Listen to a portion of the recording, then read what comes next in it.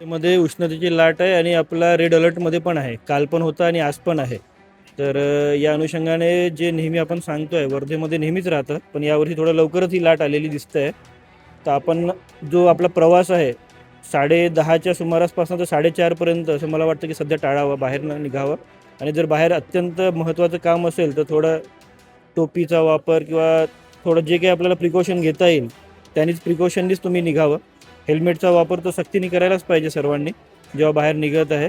परंतु शक्यतोवर प्रवास टाळायचा आहे. भरपूर पाणी प्यायचं आहे, डिहायड्रेशन होणार नाही. भरपूर पाणी म्हणजे पाणी जर घाम जरी नसेल येत तरी पाणी आपला इव्हॅपोरेट होत असतो.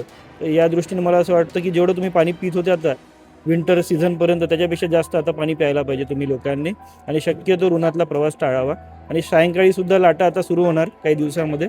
तर सायंकाळी पण शक्यतोवर जेवढं होईल आपलं बांधून, डोक्याला बांधून, कानाला बांधून असा प्रवास आपण करायला पाहिजे असं ते मला तरी सुचवायचं आहे. धन्यवाद. आपल्या रुग्णालयांमध्ये प्रत्येक रुग्णालयांमध्ये प्राथमिक आरोग्य केंद्रामध्ये आपण एक बेड राखीव ठेवलेला आहे. तिथे आपण कूलरची व्यवस्था करतो आहे. 15 तारखेपासून आपल्याकडे कूलर लागतील तिथे. आणि शीत कक्षाची व्यवस्था आपण दरवर्षीप्रमाणे यावर्षीसुद्धा करतो आहे. तर लहान मुलांनी आणि वयस्करांनी विशेष काळजी घेणं गरजेचं आहे. कारण की पाणीचं सेवन लहान मुलं जनरली करत नाही. वयस्कर जे आहेत ते पण थोडं घरात राहतात, कमी फिरतात. त्यांना वाटतं की आपण घरीच आहोत. परंतु पाण्याचं सेवन हे अत्यंत करणं गरजेचं आहे. आणि शक्यतोवर ORSचं पाणी पिणं किंवा साखर मीठ पाणी आणि शक्य असेल तर नारळाचं पाणी हे पिणं पण थोडं गरजेचं आहे. इलेक्ट्रोलाइट जो इम्बॅलन्स होतो तो होणार नाही याने. आणि जे सोडियमची कमतरता वगैरे होतं वयस्कर लोकांमध्ये ती पण होणार नाही.